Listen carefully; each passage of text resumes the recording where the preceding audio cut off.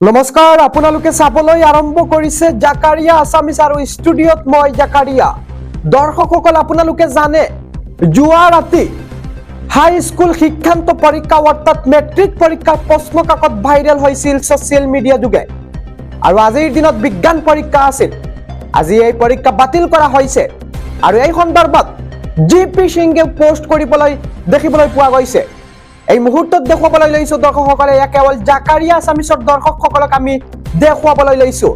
এয়া আৰু কি জিপি সিংহে নিজে পোষ্ট কৰি কৈছে তদন্ত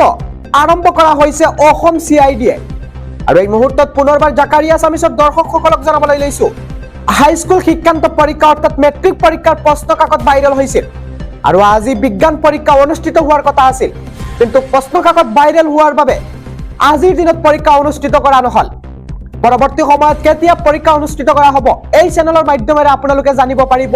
গতিকে আপোনালোকে যদি এতিয়ালৈকে এই পেজটো বা ইউটিউব চেনেলটো সাবস্ক্ৰাইব কৰা নাই তেন্তে চেনেলটো সাবস্ক্ৰাইব কৰি ৰাখক আৰু এই মুহূৰ্তত আৰু কি জিপি সিংহৰ পোষ্ট দেখুৱাবলৈ লৈছো এয়া কেৱল জাকাৰিয়া আছামিজৰ দৰ্শকসকলক এয়া আপোনালোকে প্ৰত্যক্ষ কৰক এই মুহূৰ্তত আৰু কি জিপি সিংহৰ পোষ্ট দেখুৱাবলৈ লৈছো আৰু কি জিপি সিংহই লিখি কৈছে বিষয় 2023 চনৰ 23 মাৰ্চত অৰ্থাৎ আজিৰ দিনত অনুষ্ঠিত হবলগীয়া HSLC পৰীক্ষাৰ সাধাৰণ বিজ্ঞান প্ৰশ্ন কাকত ফাদিল হোৱা এটা অপৰাধমূলক গোচৰ ৰুজু কৰা হৈছে আৰু ইয়াৰ তদন্ত CID অসমে কৰিব দোষী আৰু ষড়যন্ত্ৰকাৰীৰ বিৰুদ্ধে আইনগত ব্যৱস্থা গ্ৰহণ কৰা হ'ব আমি কেৱল জাকাৰিয়া আছামিজৰ দৰ্শকসকলক পুনৰবাৰ জনাবলৈ লৈছো জিপি সিংহে ইয়াত উল্লেখ কৰিছে আজিৰ দিনত অনুষ্ঠিত হবলগীয়া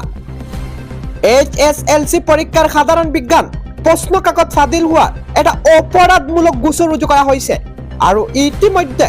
CID অসমে কৰিছে তদন্ত আৰু যিসকল দোষী হ'ব দোষী ষড়যন্ত্ৰকাৰীৰ বিৰুদ্ধে আইনগত ব্যৱস্থা গ্ৰহণ কৰা হ'ব